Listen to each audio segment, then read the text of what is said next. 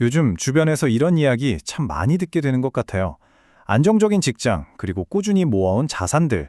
나름대로 정말 단단하게 내 세계를 쌓아 올렸다고 믿었는데, 어느 날 문득 예기치 못한 파도 하나에 모든 게 흔들리는 것 같은 그런 느낌 말이죠.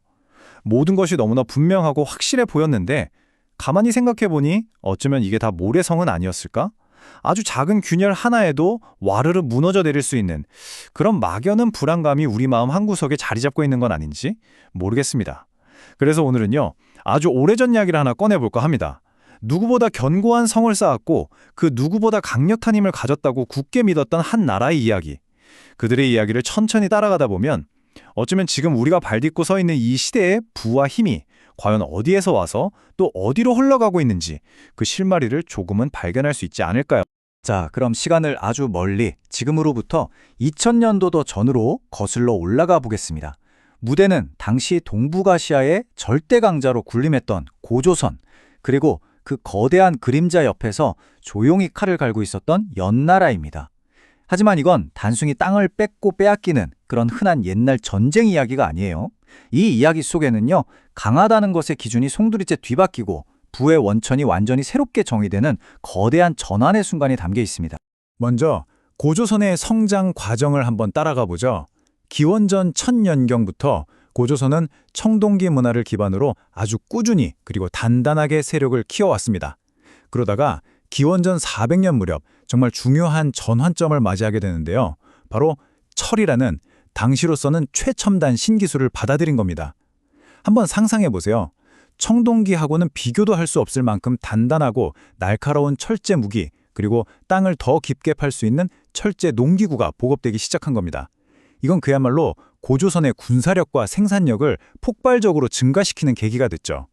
마치 오늘날 어떤 기업이 AI라는 새로운 기술을 가장 먼저 우리 거라고 만들어서 시장의 판도 자체를 바꿔버리는 것처럼요. 고조선은 이 철기 문화를 통해서 그 누구도 쉽게 넘볼 수 없는 강력한 국가로 정말 빠르게 성장하고 있었습니다. 그 시절을 살았던 고조선 사람들의 삶은 어땠을까요? 아마 대단한 자부심과 함께 깊은 안정감을 느끼지 않았을까요? 국경에는 어떤 적도 뚫을 수 없을 것 같은 단단한 성들이 버티고 있고, 우리 아들, 우리 남편 손에는 강력한 철제 무기가 들려 있으니까요. 또 철제 농기구 덕분에 농업 생산량은 늘고 나라는 점점 더 풍요로워지고 있었습니다. 모든 게 완벽해 보였죠? 이 견고하고 평온한 일상이 외부의 어떤 질투와 야심 때문에 흔들리게 될 거라고는 아마 아무도 상상조차 못했을 겁니다. 하지만 모든 이야기가 그렇듯이 밝은 빛이 강하면 그만큼 짙은 그림자도 함께 들이우는 법이죠. 고조선의 이 눈부신 성장은 바로 옆나라, 당시 중국의 전국 칠용 중 하나였던 연나라에게는 아주 큰 위협이었고, 또 동시에 견딜 수 없는 질투의 대상이 되고 있었습니다. 이건 당시 연나라의 왕이었던 소왕이 했던 말입니다. 이 말을 조금만 더 깊이 들여다보면 단순하게 땅을 뺏겠다는 침략 야욕이라기보다는 그 안에 숨겨진 일종의 불안감과 위기감 같은 게 느껴져요. 왜냐하면 당시 연나라는 주변에 있는 조나라나 제나라 같은 진짜 강대국들 사이에서 약간 변방 취급을 받으면서 무시당하기 일쑤였거든요. 이런 상황에서 동쪽에 있는 고조선마저 하루가 다르게 무섭게 성장하고 있으니 연나라 소왕의 입장에서는 이러다가 우리는 영원히 변방 신세를 면치 못하겠구나 하는 그런 초조함이 들었을 겁니다. 그의 야심은 어쩌면 생존을 위한 절박한 몸부림이었을지도 모릅니다. 왕의 깊은 고민 앞에 진계라는 아주 영리한 장수가 두 가지 제안을 내놓습니다. 첫 번째는 아주 정석적인 전략이었어요. 폐하, 저기 강대국인 조나라와 제나라, 저 두 마리 호랑이가 서로 싸우다가 지칠 때까지 기다리시죠. 그리고 그때를 노리는 겁니다. 아주 안정적이고 합리적인 판단이죠. 그런데 진계는 왕의 마음을 이미 읽고 있었던 것 같아요. 그래서 두 번째 제안을 덧붙입니다. 아니면 지금 당장 아직은 만만해 보이는 저 옆나라 고조선을 먼저 치는 것은 어떻습니까?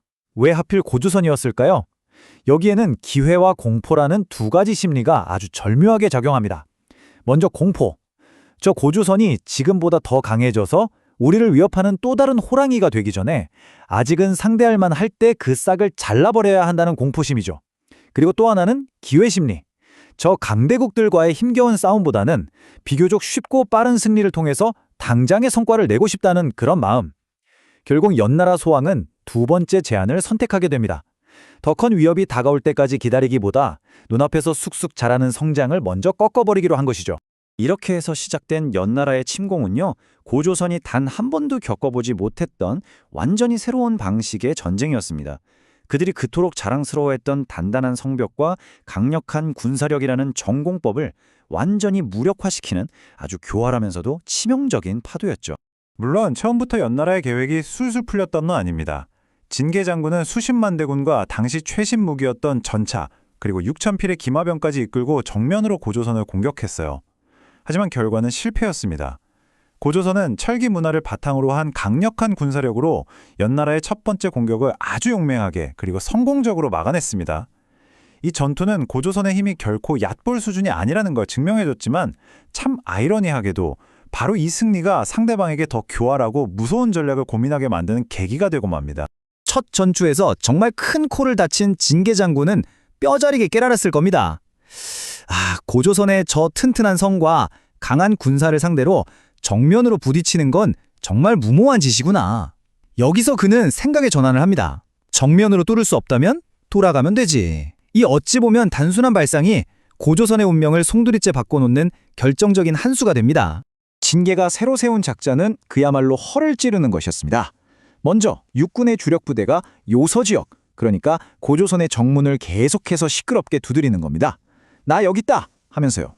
당연히 고조선의 모든 군사와 신경은 이쪽으로 쏠릴 수밖에 없었죠. 바로 그때 연나라가 몰래 숨겨두었던 카드, 해군이 아무도 모르게 바다를 건너 고조선의 등 뒤, 그러니까 양동 지역에 기습적으로 상륙한 겁니다. 앞에서 벌어지는 전투에 모든 정신이 팔려있던 고조선 군대는 자신들의 등 뒤에서 적의 깃발이 휘날리는 걸 보고서야 상황을 파악했지만 이미 때는 너무 늦어버렸습니다. 전방과 후방에서 동시에 쏟아지는 공격을 받자 그토록 강력했던 고조선의 군대는 정말 속수무책으로 무너지고 말았습니다.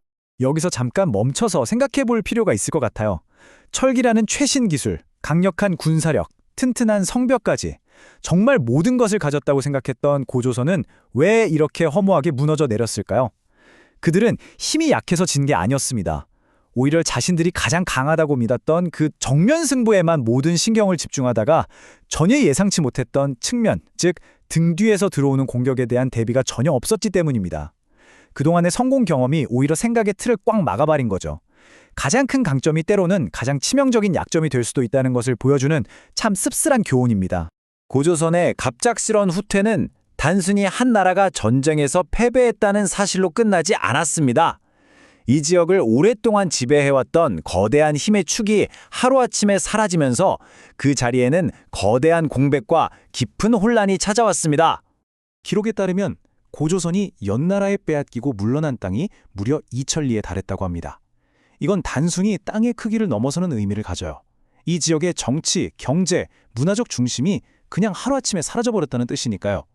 모두가 따르던 규칙이 없어지고 누구도 내일을 예측할 수 없는 거대한 힘의 진공 상태가 만들어진 것입니다. 하지만 역사는 언제나 참 흥미로운 길로 흘러가죠. 하나의 질서가 무너진 이 혼란의 시대는 누군가에게는 끔찍한 위기이지만 또 다른 누군가에게는 전혀 새로운 기회의 땅이 되기도 합니다. 모두가 전쟁의 폐허와 영토의 상실에만 주목하고 있을 때 이 거대한 공백 속에서 조용히 새로운 부의 씨앗이 싹트고 있었습니다. 고조선과 연나라가 서로의 힘을 빼앗기 위해 치열하게 싸우는 동안 북만주 지역에 살던 예맥족이라는 사람들이 이 절호의 기회를 놓치지 않았습니다. 그들은 송화강 의역의 비옥한 땅에 자리를 잡고 부여라는 나라를 세우죠. 그리고 그들은 고조선이나 연나라와는 완전히 다른 방식으로 부와 힘을 쌓아가기 시작합니다. 부여가 선택한 부의 원체는 철제 무기가 아니었습니다. 바로 말이었죠.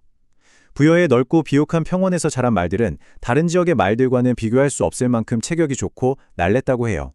그런데 부여 사람들은 이 특별한 자원을 그저 군사용으로만 쓰지 않았습니다. 그들은 이 말에 이야기를 입히고 가치를 부여해서 하나의 명품으로 브랜딩하기 시작한 겁니다. 이때부터 부여의 말은 단순한 이동수단을 넘어서 그걸 소유하는 것만으로도 자신의 부와 지위를 증명하는 상징이 된 것이죠. 마치 오늘날 우리가 특정 브랜드의 자동차나 가방을 통해서 눈에 보이지 않는 자신의 사회적 지위를 보여주려는 것처럼 놀랍게도 2000년 전에도 똑같은 욕망의 메커니즘이 작동했던 겁니다. 이 한 줄의 기록은 당시 부여의 명품 말이 얼마나 거대한 사회적 현상이 되었는지를 정말 생생하게 보여줍니다. 젊은이들이 빚을 내서라도 이 말을 사려고 했다. 이건 무슨 뜻일까요? 이 말이 더 이상 가성비를 따지는 일반적인 상품이 아니라 하나의 욕망의 대상이자 꿈의 아이템이 되었다는 뜻입니다. 고조선과 연나라가 철광석을 켜고 성을 쌓으면서 영토라는 한정된 자원을 빼앗는 제로섬 게임에 몰두하고 있을 때 부여는 사람들의 마음속에 갖고 싶다는 새로운 욕망을 심는 방식으로 완전히 새로운 부를 창출해낸 것입니다. 이것은 전쟁과는 전혀 다른 차원의 새로운 시장의 탄생이었습니다. 그 결과는 정말 놀라웠습니다. 이 새로운 경제 모델을 통해서 부여는 가구 수가 8만 호에 이르고 영토는 2,000리에 달하는 아주 부유하고 강한 나라로 성장했습니다.